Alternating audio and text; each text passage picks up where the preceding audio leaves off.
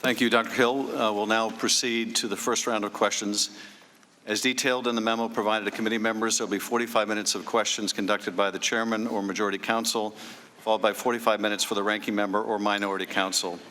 Following that, unless I specify additional equal time for extended questioning, we'll proceed under the 5-minute rule, and every member will have a chance to ask questions. I now recognize myself or majority counsel for the first round of questions. First of all, thank you both for being here. Thank you for testifying. Dr. Hill, your story reminds me a great deal of what we heard from Alexander Vindman. The few immigrant stories that we've heard just in the course of these hearings are among the most powerful, I think, I've ever heard. You and Colonel Vindman and others are the best of this country, and you came here by choice, and we are so blessed that you did. So welcome. My colleagues took some umbrage with your opening statement, but I think the American people can be forgiven if they have the same impression listening to some of the statements of my colleagues during this hearing that Russia didn't intervene in our election. It was all the Ukrainians.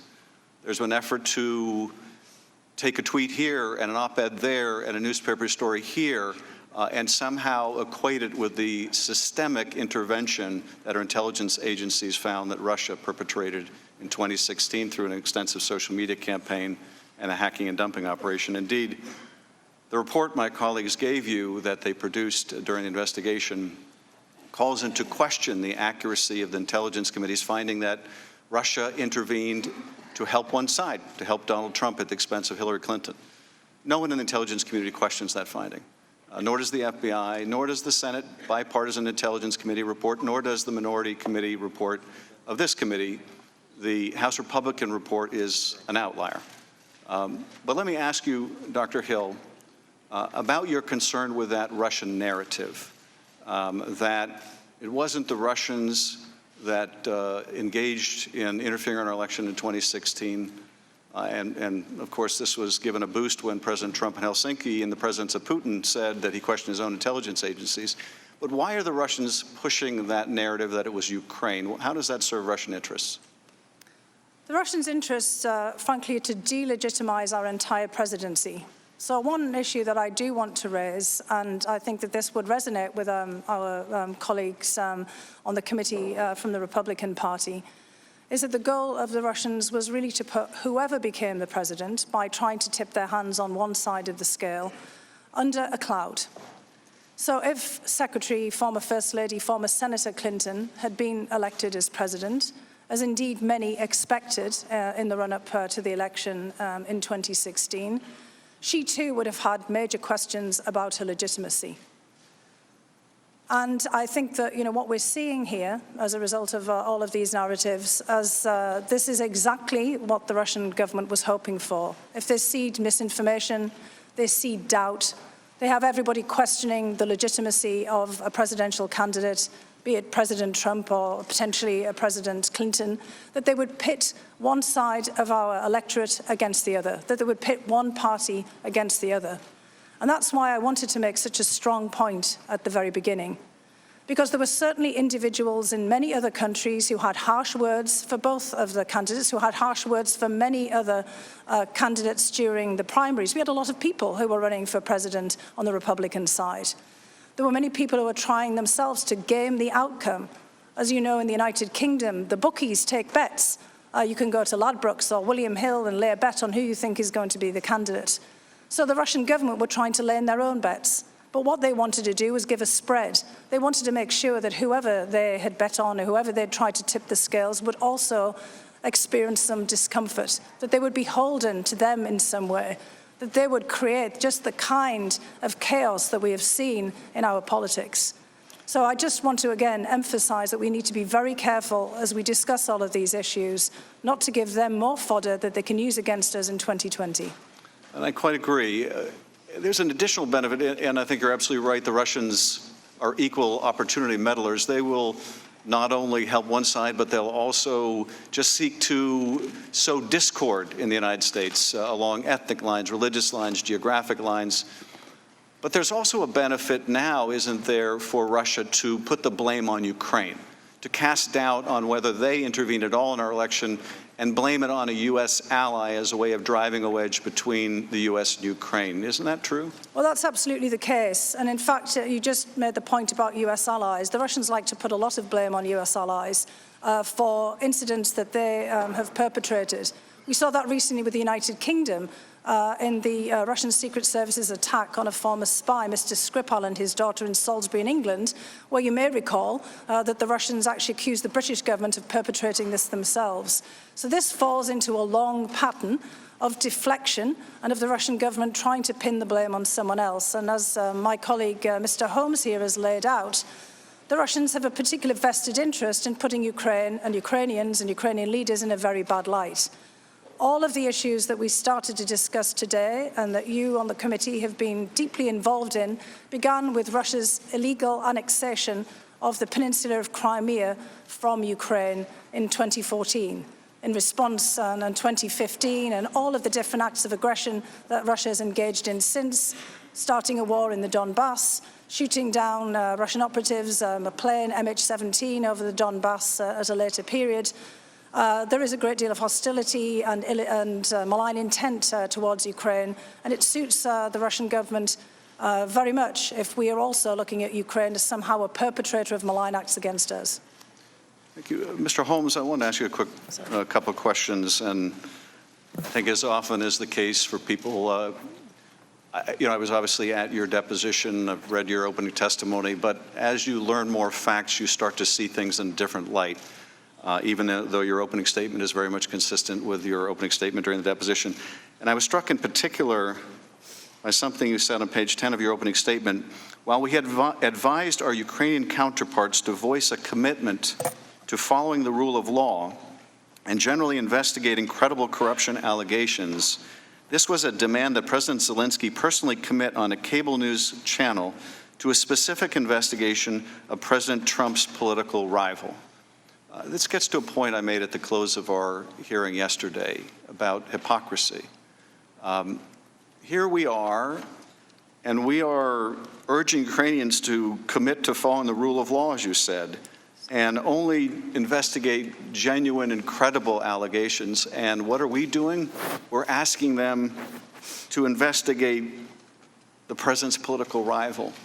Ukrainians are pretty sophisticated actors, aren't they? They can recognize hypocrisy when they see it. What does that do to our anti-corruption efforts when the Ukrainians perceive that we're engaging in corruption ourselves?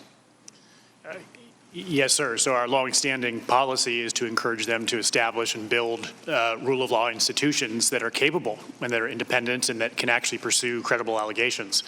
That's our policy. We've been doing that for quite some time with some success. So focusing on particular cases, including particular cases where there is a interest of the president's, it's just not part of what we've done. It's hard to explain why we would do that. Well, it harkens back to that conversation Ambassador Volker testified about when he urged Ukraine not to investigate or prosecute Poroshenko, and the reply from Mr. Yermak was, "Oh, you mean like you want us to do with the Bidens and the Clintons?" They're sophisticated enough actors to recognize when we're saying do as we say, not as we do, are they not? Yes, sir. You also in your testimony, and I was struck by this anew today, when even after the aid is lifted, Ukraine still felt pressure to make these statements. And you and Ambassador Taylor were worried that they were going to do it on CNN. And you said that Ambassador Taylor again stressed the importance of staying out of U.S. politics and said he hoped no interview was planned. Mr. Yermak did not answer but shrugged in resignation as if to indicate that they had no choice. In short, everyone thought there was going to be an interview and that the Ukrainians believed they had to do it. So you're acknowledging, I think, Mr. Holmes, are you not, that Ukraine very much felt pressured to undertake these investigations that the President, Rudy Giuliani, and Ambassador Sondland and others were demanding? Yes, sir.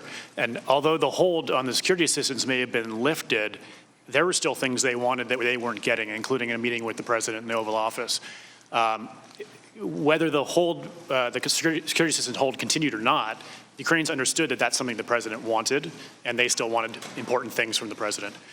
So I think that continues to this day. I think they're being very careful. They still need us now going forward. In fact, right now, President Zelensky is trying to arrange a summit meeting with President Putin in the coming weeks, to his first face-to-face meeting with him to try to advance the peace process.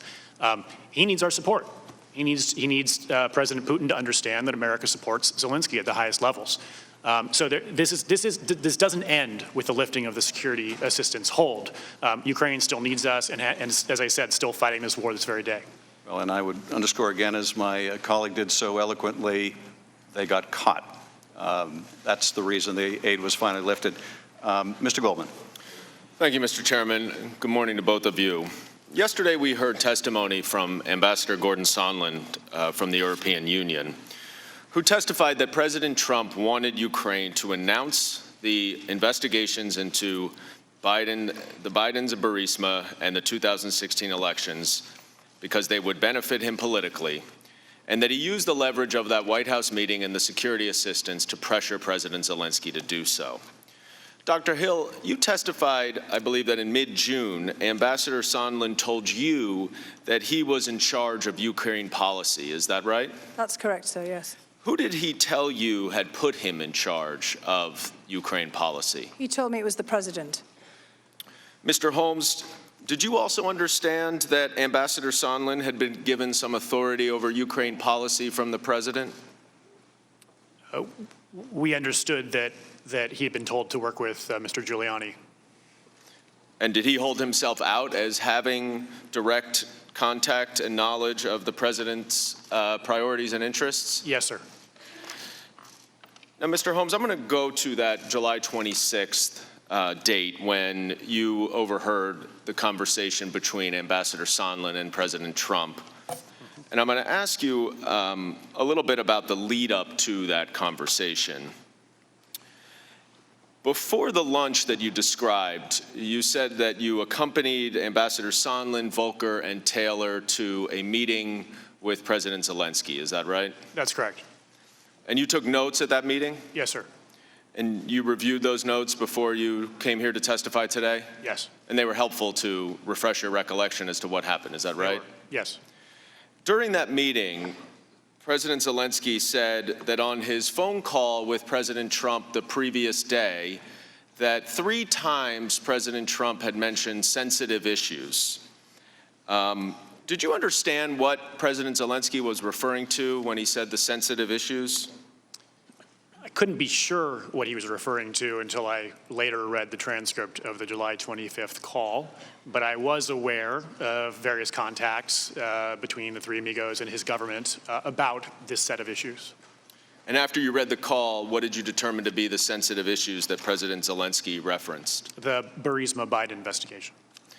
After this meeting with President Zelensky, you testified that Ambassador Sondland had a one-on-one meeting with Andrei Yermak, a top aide to Zelensky, and that you were prohibited from going into that meeting to take notes. Is that right? Yes. And yesterday, Ambassador Sondland testified that he probably discussed the investigations with Mr. Yermak. Did Ambassador Sondland tell you at all what they discussed? He did not. Now, after this meeting with Mr. Yermak, you went to lunch. And can you just describe where you were sitting at the restaurant? Yes, sir.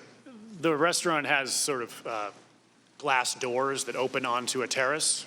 And we were at the first tables on the terrace, so immediately outside of the interior of the restaurant. The doors were all wide open. There was tables, table for 4, although I recall it being 2 tables for 2 pushed together. In any case, it was quite a wide table. And the table was set with sort of a table runner down the middle. I was directly across from Ambassador Sondland. We were close enough that we could, share an appetizer between us, and then the 2 staffers were off to our right at this next table. Now, you said that at some point Ambassador Sondland pulled out his cell phone and called President Trump. This was an unsecure cell phone, is that right? Yes, sir. In the middle of a restaurant in Kiev? Yes. Now, you said that you were able to hear President Trump's voice through the receiver. How were you able to hear if it was not on speakerphone? It was several things. It was quite loud when the president came on, quite distinctive. I believe Ambassador Sondland also said yesterday he often speaks very loudly over the phone, and I certainly experienced that. When the president came on, he sort of winced and held the phone away from his ear like this. And he did that for the first couple exchanges. I don't know if he then turned the volume down, if he got used to it, if the president's moderated his volume, I don't know. But that's how I was able to hear it. And so you were able to hear some of what President Trump said to President Zelensky, is that right? The first portion of the conversation, yes. And what did you hear President Trump say to, I'm sorry, not President Zelensky, to Ambassador Sondland? What I hear The president say to Ambassador Sondland? Yeah, he clarified whether he was in Ukraine or not, and he said, yes, I'm here in Ukraine. And then Ambassador Sondland said he loves your ass, he'll do anything you want. He said, is he going to do the investigation? So you heard President Trump ask Ambassador Sondland, is he going to do the investigation? Yes, sir. What was Ambassador Sondland's response?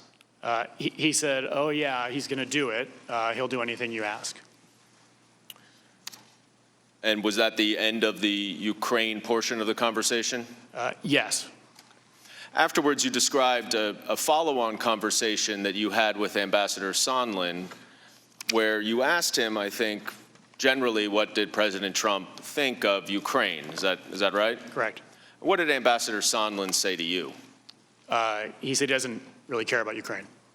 Did he use slightly more colorful language than that? He did. What did he say that he does care about? He said he cares about big stuff. Did he explain what he meant by big stuff? Well, I asked him, well, what kind of big stuff? We have big stuff going on here, like a war with Russia, and he said, no, big stuff like the Biden investigation that Mr. Giuliani is pushing. Now, were you familiar with the Biden investigation that he referenced at that point? Yes, sir. And how do you have such a specific and clear recollection of this conversation with the president and your conversation with Ambassador Sondland? Yeah. So this was a very distinctive experience. I've never seen anything like this in my foreign service career. Someone at a lunch in a restaurant making a call on a cell phone to the President of the United States. Being able to hear his voice, it's a very distinctive personality, so we've all seen it on television. Very colorful language was used. They were directly addressing something that I had been wondering about working on for weeks and even months. A topic that had led to the recall of my former boss, the former ambassador. And so here was a person who said he had direct contact with the president and had said that over the course of time. Here he is actually having that contact with the president, hearing the president's voice, and them talking about this issue of the Biden investigation that I'd been hearing about. So just to summarize, during the phone call that you overheard Ambassador Sondland have with President Trump, you heard President Trump himself ask, the only question that you really heard him ask, I believe, is whether he was going to do the investigation, to which Ambassador Sondland responded that he would, and he would in fact do anything that President Zelensky wants. Is that an accurate recitation of what happened? That's correct. And then after that call, you had a subsequent conversation with Ambassador Sondland where he, in sum and substance, told you that the president doesn't care about Ukraine, he only cares about big stuff related to himself, and particularly the Biden investigation that Giuliani was pushing? Correct. Now, a day before your lunch with Ambassador Sondland, President Trump did speak with President Zelensky, as you referred, and certainly the president made it clear to President Zelensky that he cared about the Biden investigation. Now, neither of you did listen to this call, but as you testified, you both read it subsequent to its publication.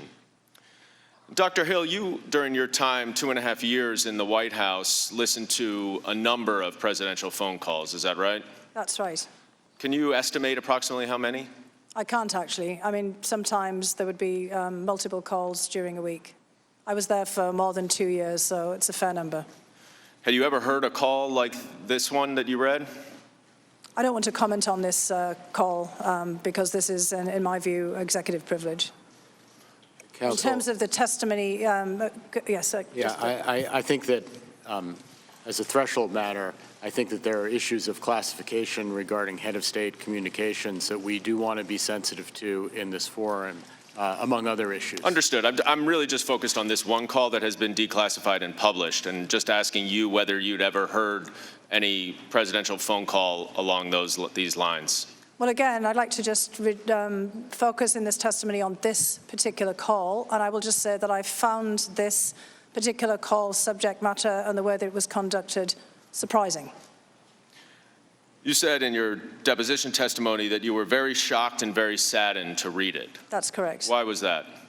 Because of the nature of the discussion, the juxtaposition of the issues in which they were raised, and also given the fact that I myself had actually opposed, along with Ambassador Bolton for some period, having a call unless it was very well prepared, and that we were confident that the issues that Ukraine and the United States were most generally together interested in were going to be raised. And I saw in this call that this was not the case. You also testified that you were concerned that this call was turning a White House meeting into some kind of asset. Do you recall that testimony? I don't think it was specifically about that call, but I recall the testimony because this was clearly the discussion preceding the call. Remember, I left on July 19th and the call took place the following week. In the months leading up to that, from May onwards, it became very clear that the White House meeting itself was being predicated on other issues, namely investigations and the questions about the election interference in 2016. Mr. Holmes, you indicate in your opening statement that the Chief of Staff to President Zelensky had indicated to you that in this phone call on July 25th, there was a discussion about personnel issues related to the Prosecutor General's office. After you read the call, did you understand who and what that was referring to? Yes, sir. In that brief meeting with the Chief of Staff, it was very confusing to me why, in only the few minutes we had, why that would have been the issue he raised. So it wasn't until I read the transcript of the call on the 25th that I understood that the President had specifically mentioned Prosecutor General Lutsenko, who the Zelensky administration was in the process of replacing and carving out all his sort of underlings who had been, collaborating with him on some of the corruption we saw there. And I believe you also said that President Lutsenko was the source of some of Mr. Giuliani's public views and allegations. Is that right? Yes, sir. So about 2 weeks before the press kind of wave that we saw targeting Ambassador Yovanovitch became public, an embassy contact had reported to us privately that Mr. Lutsenko was sending these messages and had met with an American journalist to try to get those messages out. What was the U.S. Embassy in Ukraine's view of Prosecutor General Lutsenko? He was not a good partner. He had failed to deliver on the promised reforms that he had committed to when he took office. And he was using his office to insulate and protect political allies while presumably enriching himself. Is another way to describe that corrupt? Yes. Now, I'm going to take a look at a couple of excerpts from this July 25th call with you. And the first one occurs right after President Zelensky thanked President Trump for the United States' support in the area of defense. And President Trump immediately then says, "I would like you to do us a favor, though, because our country has been through a lot and Ukraine knows a lot about it. I would like you to find out what happened with this whole situation with Ukraine. They say CrowdStrike. I guess you have one of your wealthy people, the server. They say Ukraine has it." Now, Dr. Hill, is this a reference to this debunked conspiracy theory about Ukraine interference in the 2016 election that you discussed in your opening statement as well as with Chairman Schiff? The reference to CrowdStrike and the server, yes, that's correct. And it is your understanding that there is no basis for these allegations, is that correct? That's correct. Now, isn't it also true that some of President Trump's most senior advisors had informed him that this theory of Ukraine interference in the 2016 election was false? That's correct. So is it your understanding then that President Trump disregarded the advice of his senior officials about this theory and instead listened to Rudy Giuliani's views? That appears to be the case, yes. And I also then want to just show one other exhibit that goes back to what you were testifying earlier, Dr. Hill, about Russia's interest in promoting this theory. This is an excerpt from a February 2nd, 2017 news conference with President Putin and Prime Minister Orban of Hungary, where Putin says, "Second, as we all know, during the presidential campaign in the United States, the Ukrainian government adopted a unilateral position in favor of one candidate. More than that, certain oligarchs, certainly with the approval of the political leadership, funded this candidate or female candidate to be more precise." Mr. Holmes, you spent 3 years as well in the U.S. Embassy in Russia. Why would it be to Vladimir Putin's advantage to promote this theory of Ukraine interference? First of all, to deflect from the allegations of Russian interference. Second of all, to drive a wedge between the United States and Ukraine, which Russia wants to essentially get back into its sphere of influence. Thirdly, to besmirch Ukraine and its political leadership, to degrade and erode support for Ukraine from other key partners in Europe and elsewhere.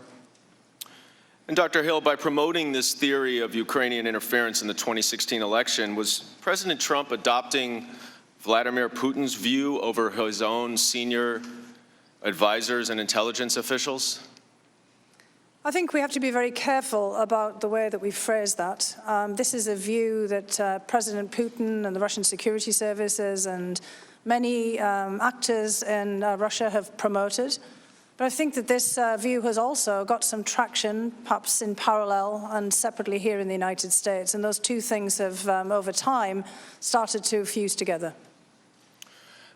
Well, back in May of this year, do you recall that President Trump had a phone conversation in early May with President Putin? I do.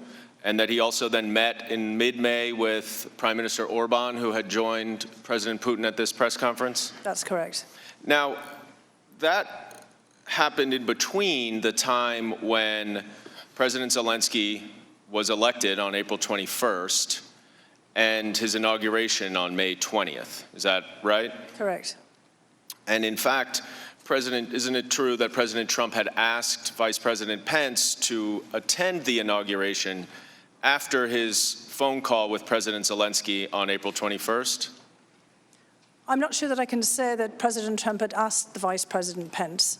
I was not in any meeting in which that took place. I can say that I myself and many others at the NSC and in the State Department were quite keen, very eager to have Vice President Pence go to Ukraine to represent the United States government and the President. And is that also your recollection, Mr. Holmes, that you wanted Vice President Pence to attend? Yes, sir, and we understood that was the plan. Now, Jennifer Williams from the Office of the Vice President testified here that on May 13th, which is the same day that President Trump met with Prime Minister Orban, that the President called off Vice President Pence's trip for unknown reasons, but before the inauguration date had been scheduled. And Dr. Hill, were you aware also that during that period there was a lot of publicity, and I think, Mr. Holmes, you referenced this in your opening statement as well, about Rudy Giuliani's interest in these investigations in Ukraine? I was certainly aware, yes. And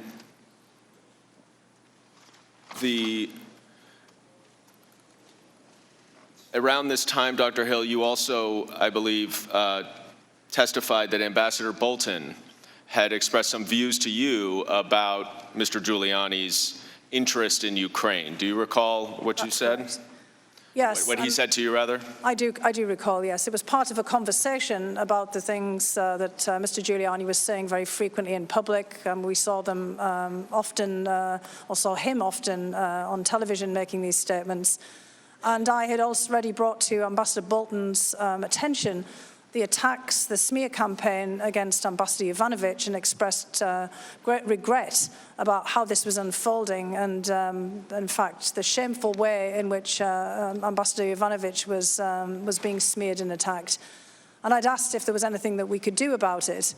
And Ambassador Bolton had looked pained, basically indicated with body language that there was nothing much that we could do about it. And he then, in the course of that discussion, said that Rudy Giuliani was a hand grenade that was going to blow everyone up. Did you understand what he meant by that? I did, actually. What did he mean? Well, I think he meant that, obviously, what Mr. Giuliani was saying was pretty explosive in any case. He was frequently on television making quite incendiary remarks about everyone involved in this, and that he was clearly pushing forward issues and ideas that would, probably come back to haunt us. And in fact, I think that that's where we are today. Now, Mr. Holmes, did the Ukrainians understand that Rudy Giuliani represented the president's views? I believe they did. First, he was reaching out to them directly. He also, Ambassador Yovanovitch's removal, I think, is relevant to this portion of the inquiry, because she was removed following this media campaign in which Rudy Giuliani and his associates were very prominent, and criticizing her for not taking seriously some of the theories and issues that later came up. And so when she was removed, commentators in Ukraine believed that Lutsenko, working with Giuliani, had succeeded in getting her removed. So they were already aware of Mr. Giuliani and his influence, the issues that he was promoting, and ultimately that he was able to get an ambassador removed, partly because of that. So he was someone to contend with. And then in addition, immediately after the inauguration, he began reaching out to the Zelensky administration, key figures in the Zelensky administration, and continued to do that. Let's focus on the inauguration for a minute. You escorted, for lack of a better word, the U.S. delegation around. So I joined them in some of their meetings, but not for the entire day. And who was on the official delegation? Yes, sir. It was 5 people. So it was the head of the delegation was Secretary Perry. And then it was Ambassador Volker, representing the State Department, Ambassador Sondland, our temporary chargé, Joseph Pennington, and Alex Vindman, representing the White House. And did the delegation have a meeting with President Zelensky that you attended? Yes. And you testified, I think, in your previously that Secretary Perry gave a list of some sort to President Zelensky at that meeting. Do you recall that? Yes. In the meeting with the president, Secretary Perry, as the head of the delegation, opened the meeting for the American side and had a number of points he made. And during that period, he handed over a piece of paper. I did not see what was on the paper, but Secretary Perry described what was on the paper as a list of trusted individuals and recommended that President Zelensky could draw from that list for advice on energy sector reform issues. And do you know who was on that list? I didn't see the list. I don't know other colleagues. There are other people who have been in the mix for a while on that set of issues. Other people Secretary Perry has mentioned as being people to consult on reform. And are they Americans? Yes. Now, do you also recall that Colonel Vindman spoke to President Zelensky in that meeting? Yes. And what did he say to President Zelensky in terms of some of the issues that we're addressing here in this investigation? Yes, sir. He was the last to speak. He made a general point about the importance of Ukraine to our national security, and he said it's very important that the Zelensky administration stay out of U.S. domestic politics. Was it your understanding that President Zelensky and the Ukrainians were already starting to feel some pressure to conduct these political investigations? Yes. And those were the ones related to Biden and Burisma in the 2016 election? Correct. Now, Dr. Hill, you also testified that around this same time in May, you learned that President Trump was receiving information from someone else at the National Security Council. Is that right? That's not quite right. I was told in passing that someone else at the National Security Council, that the President may want to speak to them because of some materials related to Ukraine. And did that person indicate that the President thought that was the director of Ukraine? That was correct. It was a very brief conversation, just to be clear.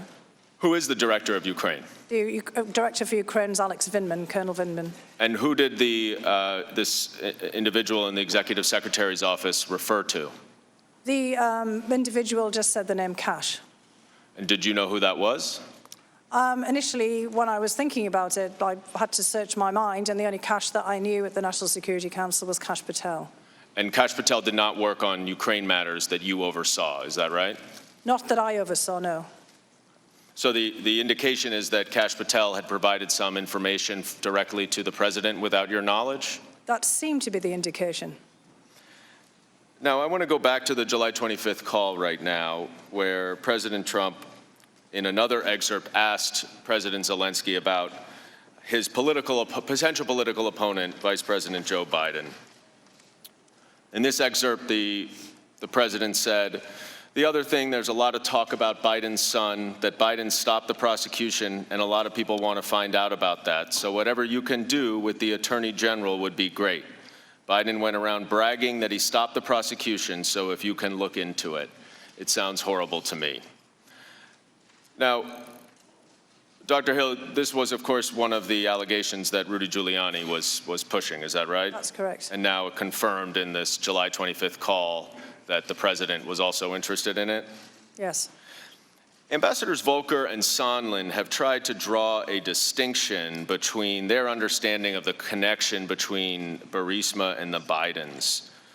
But Dr. Hill, was it apparent to you that when President Trump, Rudy Giuliani, or anyone else was pushing for an investigation into Burisma, that the reason why they wanted that investigation related to what President Trump said here, the Bidens? It was very apparent to me that that was what Rudy Giuliani intended, yes. Intended to convey that Burisma was linked to the Bidens, and he said this publicly, repeatedly. And Mr. Holmes, you also understood that Burisma was code for Bidens? Yes. And do you think that anyone involved in Ukraine matters in the spring and the summer would understand that as well? Yes. Now, Dr. Hill, are you aware of any evidence to support the allegations against Vice President Biden? I am not, no. And in fact, Mr. Holmes, the former Prosecutor General of Ukraine, who Vice President Biden encouraged to fire, was actually corrupt, is that right? Correct. And was not pursuing corruption investigations and prosecutions, right? My understanding is the Prosecutor General at the time, Shokin, was not at that time pursuing investigations of Burisma or the Bidens. And in fact, removing that corrupt prosecutor general was part of the United States anti-corruption policy, isn't that correct? That's correct, and not just us, but all of our allies and other institutions that were involved in Ukraine at the time. Now, Dr. Hill, you indicated earlier that you had understood that a White House meeting was conditioned on the pursuit by Ukraine of these investigations. And I want to focus on the July 10th meeting in the White House where that came to light. You indicated that in your testimony that there was a large meeting that Ambassador Bolton ran where Ambassadors Sondland, Volker, and Secretary Perry also attended. Is that right? That's correct, yes. And why were they included in that meeting with two Ukrainian officials about national security matters? Well, the initial intent had not been to include them. We had anticipated that the two Ukrainian officials would have a number of meetings, as is usually the procedure, and that there would be meetings at the State Department, potentially also at the Energy Department. And then there was a request to have Ambassadors Sondland and Volker included, coming directly from their offices. And as a result of that, clearly given the important role that Secretary Perry was playing in the energy sector reform in Ukraine, and the fact that he had also been in the delegation to the presidential inauguration in Ukraine, we decided that it would be better then to include all three of them. Now, toward the end of this meeting, the Ukrainians raised their ongoing desire for an Oval Office meeting. Is that right? That's correct. And what happened after they did that? Well, I listened very carefully to Ambassador Sondland's testimony yesterday, so I want to actually point out something where I think it's easy to explain why he had a different interpretation of how this came into being. The meeting had initially been scheduled for about 45 minutes to an hour, and it was definitely in the wrap-up phase of the meeting when this occurred. We'd gone through a series of discussions. Alexander Danylyuk, who was at this point the designated National Security Advisor of Ukraine, really wanted to get into the weeds of how you might reform a National Security Council. He talked to me about this prior to the meeting, and he was hoping to have this opportunity with the National Security Advisor of the United States to get his first-hand opinions and thoughts on what might happen. We'd also wanted to go through a discussion about how important it was for Ukraine to get its energy sector reform underway. And clearly, Secretary Perry had some talking points for this. This is an issue that Ambassador Bolton was also interested in. And then we knew that the Ukrainians would have on their agenda, inevitably, the question about a meeting. And so as we get through the main discussion, we're going into that wrap-up phase. The Ukrainians, Mr. Danylyuk, starts to ask about a White House meeting, and Ambassador Bolton was trying to parry this back. Although he's the National Security Advisor, he's not in charge of scheduling the meeting. We have input recommending the meetings, and this goes through a whole process.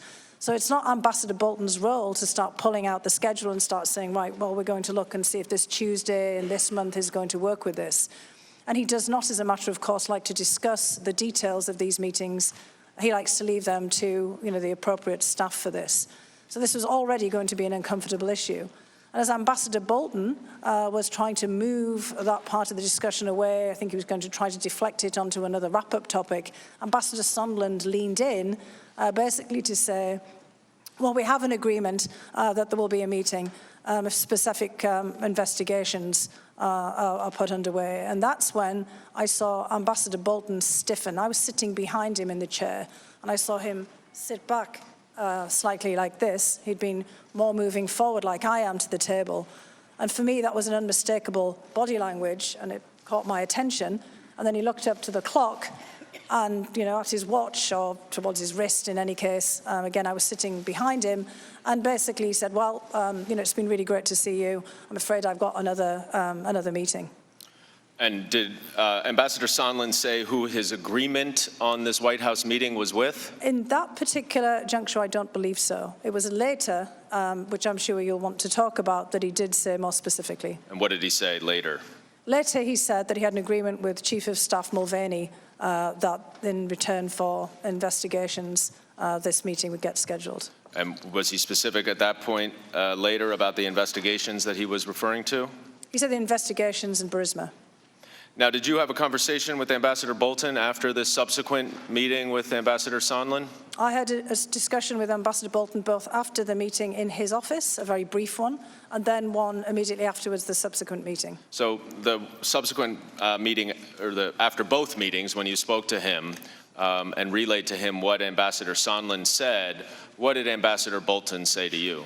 Well, I just want to highlight, first of all, that Ambassador Bolton wanted me to hold back in the room immediately after the meeting. Again, I was sitting on the sofa with a colleague. Right, but just in that second meeting, what did he say? Yes, but he was making a very strong point that he wanted to know exactly what was being said. And when I came back and related it to him, he had some very specific instruction for me.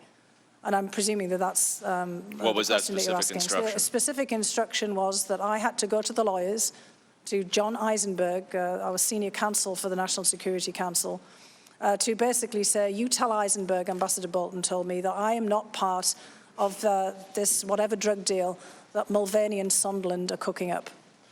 What did you understand him to mean by the drug deal that Mulvaney and Sondland were cooking up? I took it to mean investigations for a meeting.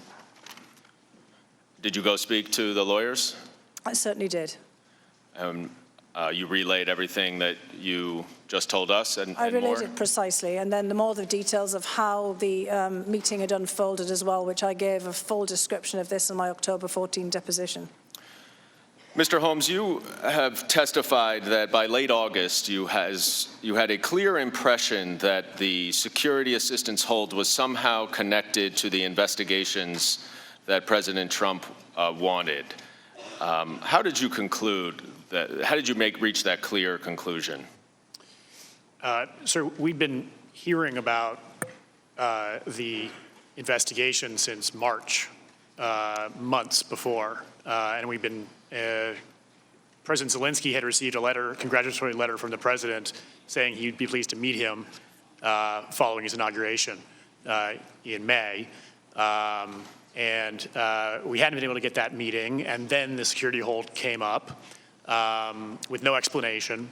And I'd be surprised if any of the Ukrainians, you said earlier, we discussed earlier, sophisticated people, when they received no explanation for why that hold was in place, they wouldn't have drawn that conclusion. Because the investigations were still being pursued?